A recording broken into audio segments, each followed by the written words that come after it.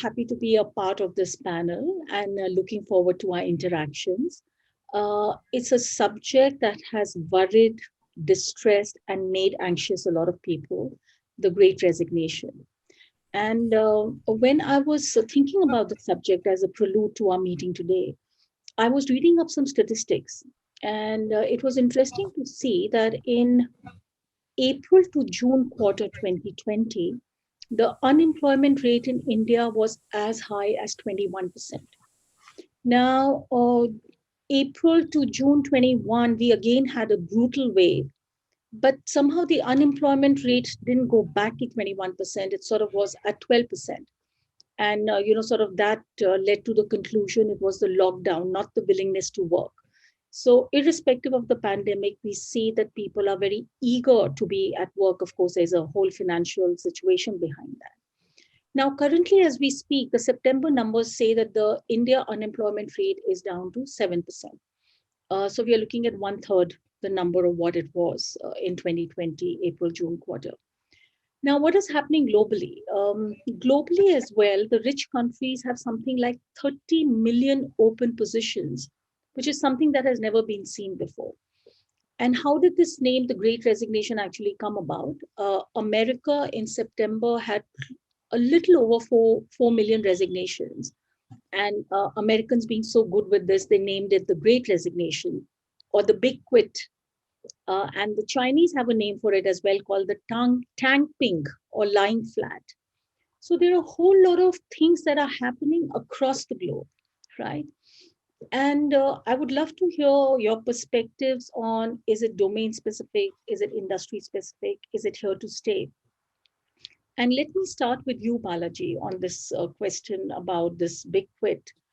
Do you think this Great Resignation is here to stay, or is it again going to be cyclical and sort of things will settle down soon? And if they settle down soon, how soon do you think they'll settle down? Thank you, Smriti. I think that's a great starting comment from you. I think the way I look at Great Resignation is part of a business cycle, right? For example, today in many countries, particularly in the rich countries and developing countries, the inflation rates are very high. For example, in the US, you talked about, the Great Quit or the Great Resignation. Inflation is at a 30-year high.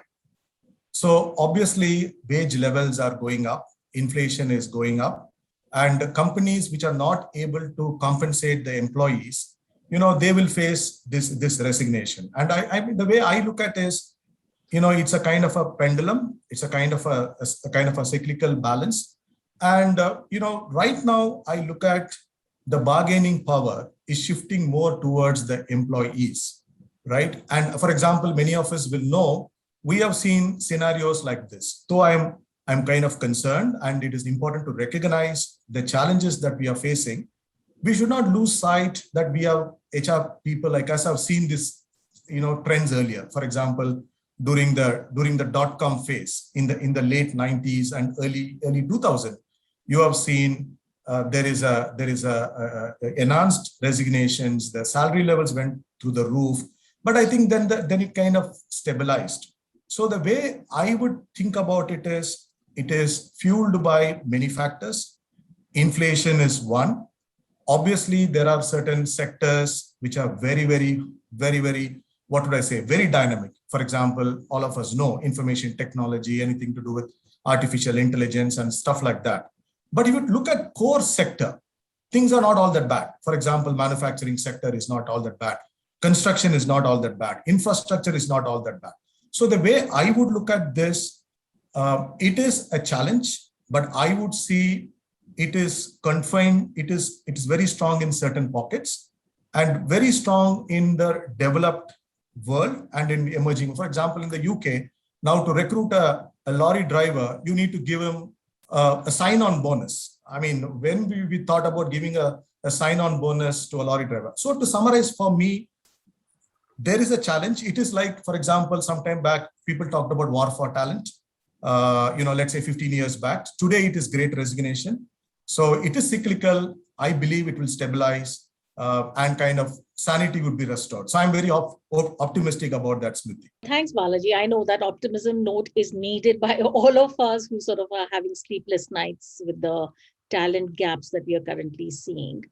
And you talked about the information technology industry, and building on that, Sonali, do you think there are other domains as well affected? And within the IT industry, if we stay within that industry, are there some specific skills? And does your organization have a domain specific strategy to help with the retention? Yep.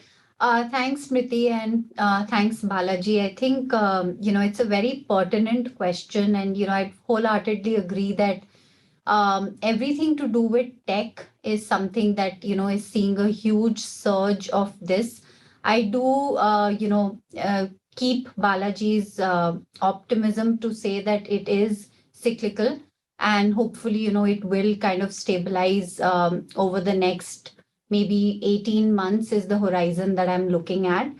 I'll talk specifically with regards to consulting, and it's been a huge challenge in this space, specifically because, when you look at consulting talent, you're looking at the top talent in the country. It's the top 10 to 15% of, your MBAs and your engineering talent. And I think it's more about fungibility of resources. So when I look at my own people, they are fungible across a very broad spectrum of roles. They can go into corporate strategy roles in other organizations. They can go into startups, where we see most of the pull right now. A lot of them with expertise in private equity and financial services can go into PE and VC funds. So I think, we're seeing it play out from a very generalist standpoint, saying that if your talent is something that is, is amenable to different kinds of roles, you will see that much more of a challenge than it being a very specific niche role. So that's really the consulting perspective. And yes, absolutely seeing it to be a big challenge, but also focusing and using this. There's a saying that that a big crisis is too good of an opportunity to waste. So we're actually looking at this as an opportunity to relook at our people value proposition and define it uh, according to individuals rather than have like a very broad spectrum of approach for the whole organization. And I'll be happy to talk about that later during our conversation. Yeah, thanks, Sonali. And that is a shift because we've always seen that, scale means everything becomes generalized, right? And you have broad processes. So it's interesting that customization is creeping into, HR strategies as well. Thanks for that, Sonali. So, Deepti, how are you preparing conversation with the business leaders? Firstly, are they completely charged with this problem the way the HR folks are? And if they are not, how are you creating both awareness and getting them to respond with a certain urgency? Yeah, thanks, Smriti, for this question, and thanks, Sonali and Balaji for your inputs on this whole uh, phenomena that we are seeing around. Interestingly, the way I look at it, Smriti, is that for organizations which are in growth phase, high growth organization, talent has always been a challenge, right? Now there may be a little bit of exaggeration given that we are seeing many more resignations. I kind of agree with Balaji that it's cyclical. There is a pent up demand in the industry because many organizations put their hiring on hold. Many of them put their expansion plans on hold, because of which, there is a pent up demand in the industry. Also, I think employees waited and watched, through the pandemic to, make their moves, think about what they really want. And, there have been fundamental shifts in how they think and believe about their careers. And we'll talk about it later. And as a result, we are seeing that there is this, we can see that, resignation rates may be going up in some of the sectors. I don't think it is a universal phenomena. I feel that it is a phenomena which is more exaggerated in some places than the other places. And Balaji alluded to that, right? Now, what does it really mean for our managers or our leaders, right? One is that the talent supply and demand there will always be a gap. In some segments, there will be bigger gaps than the others, which means that we know in the last 1.5 years, the whole digital skills piece has really come at the forefront of every organization, right? So organizations which were on the digital journey, it has been accelerated almost by 4 or 5 years. For some companies, almost by 10 years, what they wanted to accomplish, right? As a result of it, business models itself have changed. The skills that they require have changed. As a result, the demand for this talent itself has changed. And we must be seeing it in each of our organizations itself. This is parallelly fueled by number of startups that are out there. So I think the funding is available. There is, while the economy has been hit in a certain way, but there is no dearth of investments that are happening in new startups all around us. They're blooming up next door to each of our organizations, right? And I think today employees have a lot of options out there. What it really means for our business managers is that there will always need to be to prioritize. We may want to do 100 things, but it will be important to choose the most important and the most impactful ones. Despite our best desires, we may not be able to do 100% of everything at the pace at which we want. So I think one thing is that you need to prioritize. Second thing is see your people beyond the workforce that they are. I think the HR folks have been talking about it for many years now, right? But I think this has been now more true than ever before, that that the human behind the workforce, is the key to anything that we do, right? We know people have put in discretionary efforts. They have gone all out to make sure that, while they manage their own lives, the work has not suffered. Productivity levels are at an all-time high. I think it's really important to pause, see the person for who they are. And basically that relationship between the manager and the employee has to be much deeper, right?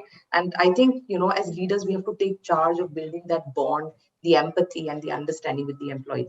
That is not uh, a maybe, it is a must do today. It has always been, but I think it's at the forefront, right? And I think it is a key to the retention. So as we are saying, from great resignation to great retention, I think, people want to be seen. We've all seen that movie Avatar, where, I see you. I think it is very true for each one of us. I think the third thing is always have the alternate channels open. So I think many organizations, not only across the world, are looking at alternate ways to get the work delivered. So there will be times you will not have the requisite skills, requisite workforce. So build your partnership with other agencies, other organizations to get the work done. But at the same time, I think there has to be more and more focus on prioritization. Right. I think what it has also meant for HR is open many more channels for bringing people on board. So it's not only about, the traditional lateral hiring channels, but, the second careers, the campus hiring, we need to leverage everything that's available. The internships, so many people, want to do internships today. So I think opening up a much bigger pipe for bringing talent into the organization. So I think those are some of the conversations and priorities, discussions that each organization and each one of us continues to have with our business. And plan ahead. I think one of the most important things is plan ahead.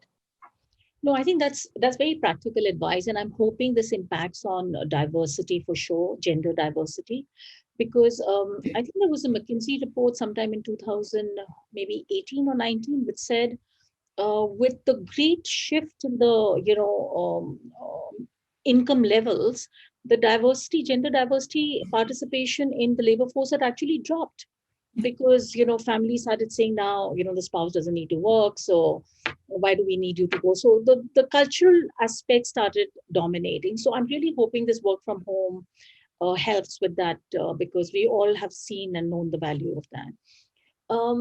And this retention thing, there is a question that I want to build up for Shiraj, but before we get to that, you made this point about having deeper relationships with your people. Now, one of my frustrating points, this is just a comment, and maybe if we have time, we can, have other views on this comment. So everybody says people important and all of that stuff, right? And we know the value of frontline supervisors, but try putting them into upskilling. Upskilling that is not technical, upskilling that is behavioral. And the kind of dropout rates you have, because we know that if the supervisor has the right level of empathy and the connect and the right behavioral competencies, the likelihood of creating that bond is going to be more than just purely an organizational brand, right? And yet you look at those numbers and say, hey, what's happening here? So I feel the business leaders And we need their intervention because, the mails keep going, there is a dropout happening, there's not much attention paid to, but till the reporting manager doesn't get involved, till the business leader doesn't get involved, it doesn't really happen. So that was just me venting out, right? But Shiraj, the question for you and the point that Deepti made about resignation to the great retention, I'm thinking, do we need a paradigm shift on the word retention itself? Can we promise that to the business? Because that used to always be one of the big metrics of HR teams. And how do we ensure predictable service if there's going to be no? So, two questions here. One is, can we assure predictable service if there's not going to be really any retention, even if for the next 18 months? If it's cyclical and it's just 18 months, what do we do with business continuity there? And secondly, should we be rethinking the paradigm of retention? First of all, thank you, Deepti, for your comments. I think it sets the stage for me beautifully. Couple of thoughts on this. Firstly, just because there's been a great resignation, there need not be a great retention. So we shouldn't react to something like this and end up doing something major. At an organizational level, I think the narrative, to a certain extent, when it comes to retention, needs to shift from engagement to well-being. And there's a reason, and I have at the risk of sounding a little controversial. Engagement is really looking at the individual as a productive resource at the workplace. It is about whatever you're doing at the workplace to bring out the best in the individual as a resource in the workplace. But the fact is that there are several dimensions to the individual. There is more than just, the worker in the organization. And there could be several factors that could be impacting effectiveness and productivity at the workplace. That could be beyond the manager, the work desk, workplace events, celebrations, and things like that. And therefore, focus on the whole being, which is well-being, is going to be the most important thing to do or change going forward. Conversations with our employees, our team members have got to become a lot deeper, a lot richer, and a lot more authentic. And therefore, well-being, whether it's financial well-being, professional well-being, social well-being, physical well-being, mental well-being, all this has to be at the core of how we engage with our associates and have our conversations with our associates. One of the things that great resignation has taught us is this whole aspect of mental health. It's brought to the fore the whole anxiety and stress in individuals. And believe you me, the anxiety and the stress is not just out of work. It's out of all the dimensions of life that one has to cope with and experience. And therefore, the whole conversation has to go through the stages of awareness, which is, are we willing to are we aware of the fact? Is there enough information around mental health and mental well-being? Appreciation, which is that are we having the right conversations with our people on mental health and mental well-being? And then assimilation, which is, do we have the right systems, processes, and ways of working to make this integral to associate well-being and engagement at the workplace?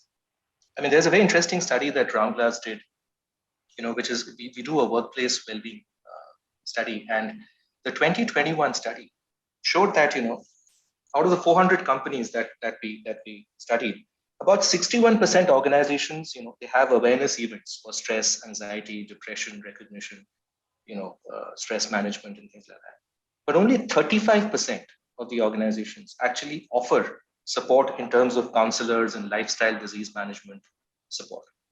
So there is awareness, 61%, that there's enough awareness. But I think the next two stages of appreciation and assimilation are going to be extremely important. Now, this is going to be difficult. It's not going to be an easy conversation for managers who are known to have rather transactional work output-based conversations.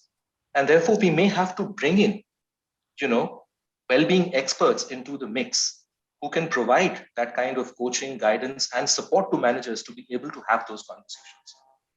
And that is something that we have to really kind of, examine and look at. Having said that, there are certain things that we need to kind of just keep doing maybe a little better and smarter than we used to. And one of the things that I keep talking about with my leaders is capability forecasting. Don't just forecast manpower, forecast capability.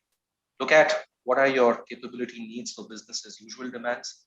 Look at your capability needs for the growth and expansion demands, and look at your capability needs for the radical disruptive stuff that you want to do, maybe medium to long term, and have that capability segmentation done so that you know what's going to be your buy, build, and rent strategy.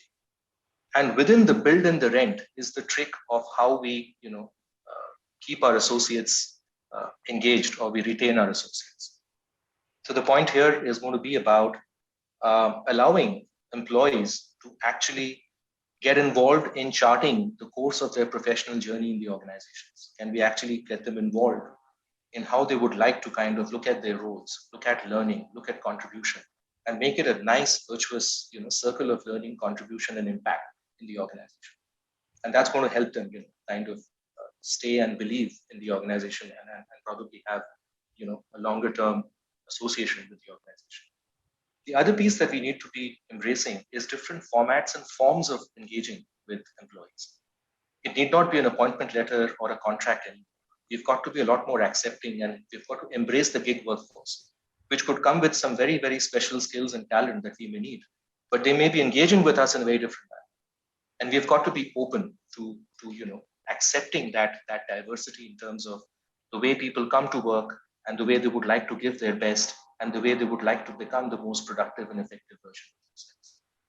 So I think those are really the two things. I mean, keep doing the good things that you've already done around retention, maybe a little better and sharper, but obviously shift the narrative in terms of conversations at the workplace from just transactional engagement to more deep-rooted well-being. No, I think you raised some very great points, Shiraj. And I think we saw that happening in the sports world, right? It became so visible with Osaka saying, I have mental health issues. And pretty much everybody's heart went out to her to have the courage to say that and not address a public conference. And that got the topic up and center. And absolutely, that's an attention all of us need to acknowledge. I think that's the signs of unintended consequences of the pandemic, where we are paying attention to things that we should have paid a long time back and we didn't. And, when you were talking about the conversation you have with leaders to say what are the capabilities we need and the kind of talent we need for current and future, skills, for future outcomes. I'm like thinking, should the metric of retention get replaced by the metric of productivity? If the person is productive, and is retention a metric, is that even going to be a valid metric anymore? I mean, if you have productive people, and I think Deepti also alluded to that, from different channels, what you're calling gig or other employment models, and you have the right competencies, people come and go, but you have a productive workforce and business continuity is happening, then should we even be tracking retention? But that's just wanting to leave a thought with people. And I guess this will need a longer conversation for each one of us with our workplaces. Sonali, I'm going to come back to you. Now, one of the things we see, at least I see in the digital industry, is a huge amount of offer drops, at the time of hiring. So it's not just the great resignation for somebody who's joined you, but it's literally the great resignation even before the person had joined you. Yeah. So are you seeing something similar? And, what are your thoughts and how are you managing that? So, it has definitely become a challenge. Luckily, not a grave challenge yet, but, we've kind of tweaked our engagement model pre-hiring or pre-joining rather to more proactively before it becomes a bigger issue. So I think few things that have worked for us, and just to put it out there as suggestions, we've tried to create like a sponsor in the process who then engages with the individual once we are agreed that we want to roll out an offer to the person. So this sponsor is part of, somebody who was in the interview, involved in the interview process, possibly one of the interviewers, and who feels an affinity to kind of keep connected with this person. And the durations can vary, right? Sometimes somebody will join in a month, sometimes somebody will join in 3 months. And I guess the longer, the gap is, the higher the chances of someone evaluating another role or deciding to stay back, and various permutations and combinations of those. So I feel like just, kind of keeping various levels of engagement and interaction open before the person joins the organization, and also kind of supporting them in the transition. There is a transition phase from leaving, and that could involve, some second thoughts, kind of thinking, why should I come to this organization versus another one? And I felt just keeping channels of dialogue open and having one person take accountability, saying, yes, I'm going to make sure that this person's going to join is, a change that we've made in our processes. Because, if you don't create accountability, you're kind of leaving it in the open. There are various people involved, recruiting, HR, the line function, and then, no one's really responsible and someone can, drop through the cracks. So I would just say these two things of, figuring out a regular cadence of keeping a communication channel and interactive dialogue, supporting through the transition, doubts, questions, just even emotions and feelings, especially when someone's, you know, actually changing an industry. There could be a lot of apprehension, right, about an entirely new profession. And then lastly, creating accountability with someone to say, yes, I'm going to be on the spot for making sure this person joins. So that's what's really, we're trying, and so far it's working well. But, love to hear other suggestions of what others are doing if there's time. I think this piece about creating accountability of a one points person to say, hey, I'm accountable to see the person joins. I think it sounds a simple thing, but I don't see many organizations do that. It's like a very generic, broad base, somebody will be doing something, but just sort of nailing down a name to it.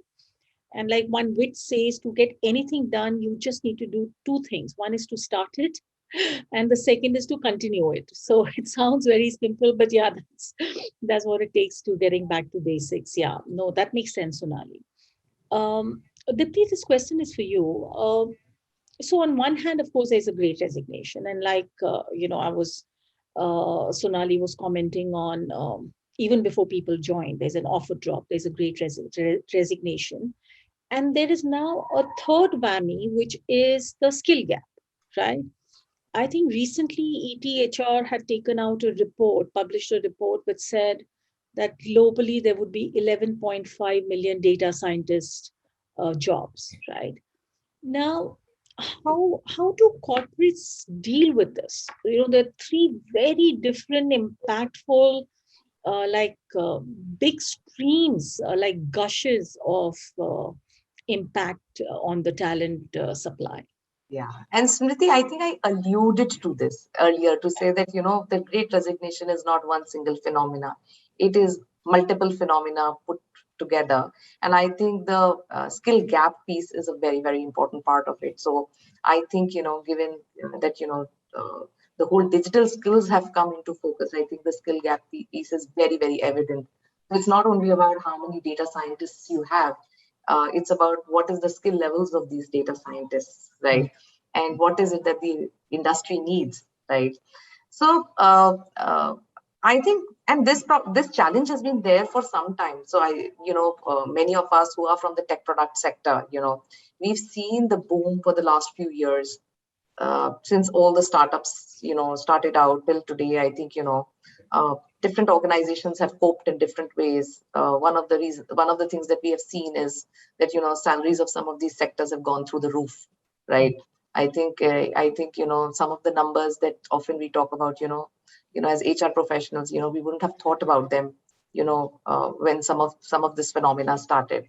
So I think companies have done various things to cope with this. One is obviously, make sure that, they become competitive in the market. I think a very strong focus on campus programs is one of the other things. Build your own timber, I think build your own timber. There are a lot of bright engineers and MBA students who are out there. You hire them young, you train them, you throw them at big problems, and make sure that they grow and basically create the right value proposition for them. So it's not only that you bring in the talent, but also create the right value proposition for them, which makes them stick, which makes them see their career paths, makes them see the long-term, career aspiration being fulfilled in the organization.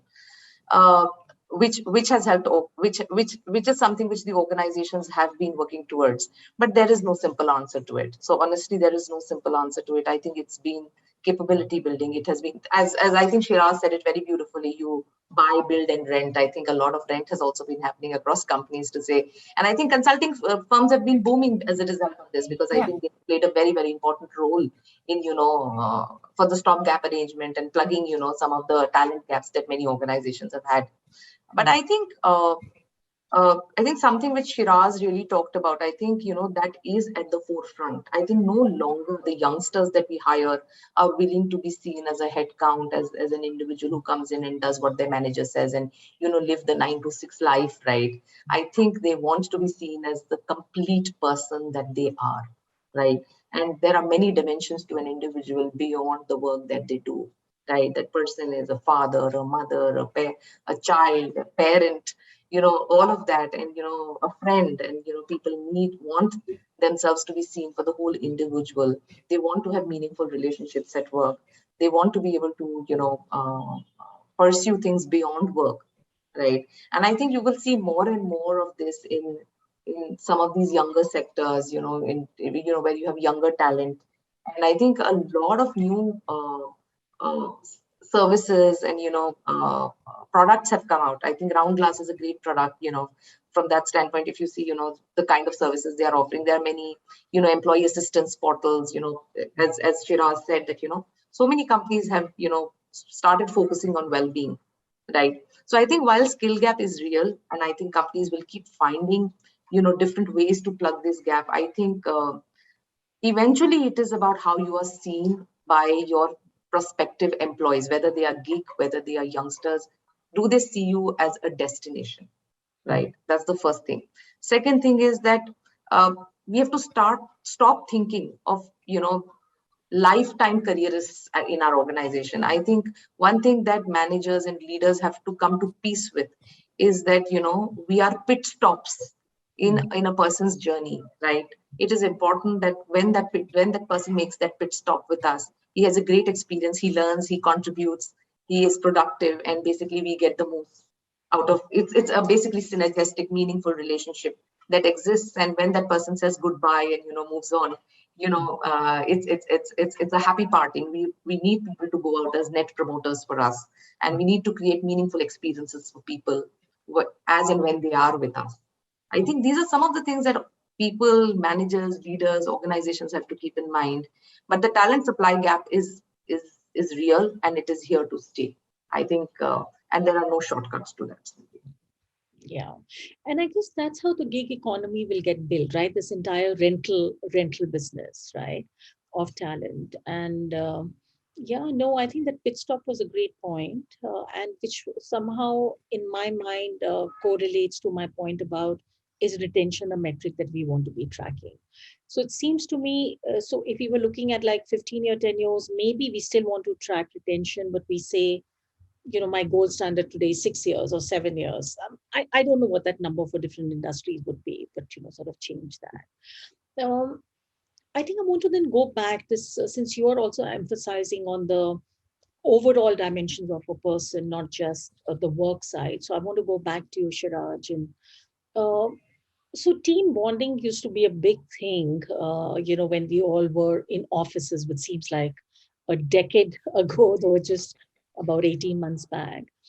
Now, with all of us not being in office, what is it? What are the suggestions on keeping the team culture alive?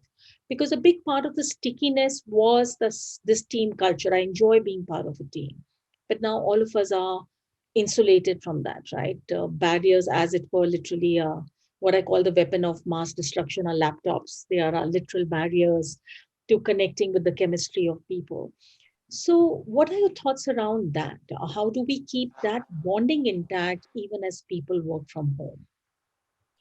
So I think there is really no perfect solution to this, and it's been tough. I mean, on people to be able to adjust and adapt to work together from home has not been easy. I think two things. I mean, when we speak to our associates, I think the whole conversation shifted from team bonding to workplace well-being, and there were two parts to it. One part was joy of working in a social setting, being able to kind of work with team members, and the other was the pride of being effective and being able to accomplish what's been given. And every time the associate said that, look, I'm really dying to get back to office, the same associate would say, hey, but don't take away this whole work from home thing completely away, because there are some advantages, there are some elements of convenience that I don't want to part ways with. Being able to avoid a traffic jam and still attend to a meeting early in the morning. Being able to stretch when required, especially in global setups, being able to stretch when required to take that late night call and still not feel exhausted. So the answer lies somewhere in between. And I think there is a lot of talk about the hybrid workplace. I think that's going to be probably, I'm not sure it's going to be the perfect solution right at the outset, but it's going to probably get to a point where we are going to be, from an organizational standpoint, we're going to be able to achieve 100% functional representation on any given day. But associates need not spend more than 40 to 60% of their time in office. And therefore, it's going to be, for the associate, a perfect blend of being able to be in social settings, be with their team members, get that whole aspect of social well-being at the workplace, but also, have that time to themselves in their homes to be effective on things that require just personal attention, personal focus, and keep driving the day-to-day deliverables and tasks. I mean, when it comes to me, one of the questions that I'm asking probably leaders, especially my operations leaders, is that, is there a way by which we can reimagine and therefore redesign, where feasible, redesign the workspace actually to become huddle hubs for innovation, creativity, big ticket project management, getting people together for large social cross-functional meetings that require innovation, creativity, and collaboration to come together.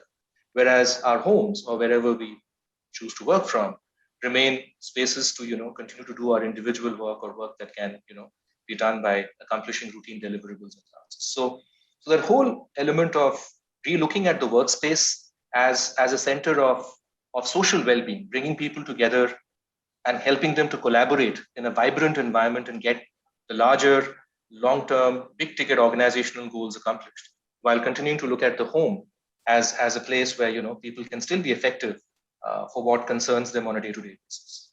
That's just my thought on this whole aspect of team bonding. I think that statement, that think about the workplace as a place for social well-being, that's very, very interesting from the way we thought about a workplace 18 months or 2 years back, right? Social well-being was certainly not one of the things which was at the center of our minds. Yeah. No, that's a very interesting input, Shiraj. Thank you. As we come to the conclusion of our panel, Balaji, I actually had a question. A lot of suggestion and ideas have come on what employers can continue to do, and we see that most of them are things we have done, but like Deepti earlier said, is sometimes based on a certain situation and context, you prioritize differently.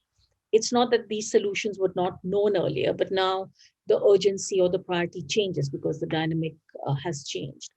So the question to you is, if you had to put very succinctly, what is that employee value proposition that could be like a shield against the great resignation and support the great retention? What would come to your mind? Smriti, though you want maybe a one line or a one word answer, there is no panacea, there is no one size fits all, because it has to be organizational. There has to be a context, right? An organizational context. There is an industry context. I also believe there is a regional context to all of these things, right? Because otherwise, I mean, there is no magic bullet is what I believe.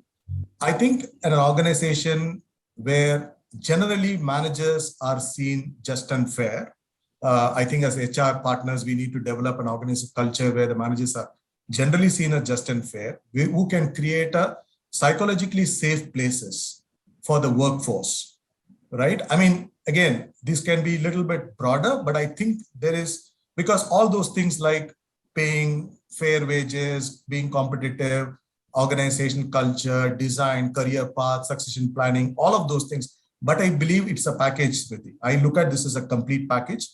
I think some of these things that we talked about, I always believe in giving a realistic job preview at the time of recruitment so that we can avoid post-purchase dissonance. I believe recruitments are like purchasing decisions. So you minimize the post-purchasing dissonance, you can effectively avoid people leaving within the first 90 days or first 180 days. So I think for me, I will not look at this as a one subject, but it's a complete package. I mean, that's the only way we can do it, because a multi-prong, it can't be single specific responses, Smriti. Yeah, no, I think that's a fair point. It's just my left brain which says, give me that one line answer that, the audience listening to saying, hey, I'm going to pursue this with wholehearted commitment. Yeah, but you're right. In real life, it's much, much broader than that. Can I add one Please, comment? Sonali, please. I do think all our organizations' value props will be individual driven versus being a one size fits all approach, and they will be constantly evolving, as Shiraj referred to support people during their moments of truth, and that is what will keep people seen and tied to the organization. So I just wanted to leave that thought with the group. No, and that's going to be challenging. Imagine you have a workforce with some IT organizations have of 200,000 plus, and tailoring it to individual needs. That'll be really a hard reset on the way this has been thought about all along. Yeah, no, that's great, Sonali. And I think intuitively, all of us see the value of that, right? Because if we were at the receiving end of something tailored completely to our needs, we know how well we would respond to that, right? So it would be the same for every single employee in an organization. No, I think that's great. Thanks for adding that, Sonali. Thank you. We are coming to the end of our panel discussion and the time allotted to us. We have about 4 minutes left. If you can pace yourself in those 4 minutes, and if you want to add any closing comments, please go ahead. Well, I think all I would like to say is that, I know there has been the points being made, but focusing on the whole being, looking at the individual as a full individual, understanding that, they're not just work stages, but there are life stages that an individual has to go through. Bring to the fore conversations that have hitherto, not happened. It could be because of just the reality at work, or just the capability of the manager. And I think bring in external help where required to manage the change in the quality of conversations between managers and their teams, which is that whole element of being aware about well-being issues, appreciating the well-being issues, and then assimilating through systems, processes that make it integral to the work culture of the organization. That's all I would say. And I just want to close on that, because when I've heard you and all the other panelists talk about that, I'm thinking what it would do to the fabric of the society. Imagine if you've had the experience of being treated like a full person at work. What is it that you carry back to your homes, right? And what is it that you influence in your relationship with others? Because many times I've felt that the corporates are actually the hubs of social change as well, right? And because we have the wherewithal and the resources, and we start something, for every employee, there are 4 people who could potentially get influenced. So I think it is an absolutely, if I use a bit of a dramatic word, besides a organizational goal, I think it's a very noble goal, which really sorts out many of the conflicts that we see in society. So um, I think on that note, I really want to thank all of you for a marvelous discussion, such well thought through points that each one of you made. And I do hope that the audience that has logged in has benefited from this. You're welcome to reach out to people at ETHR World for any clarifications that you further need, and I guess they'll send their questions in to us. Thanks so much, everybody. Have a wonderful rest of the day. It was wonderful catching up with all of you. Thank you so much. Thank you. Thank you, Smriti, for facilitating this beautiful. Thanks. Thank you. Thank you so much. Thank you everyone for being a part of this.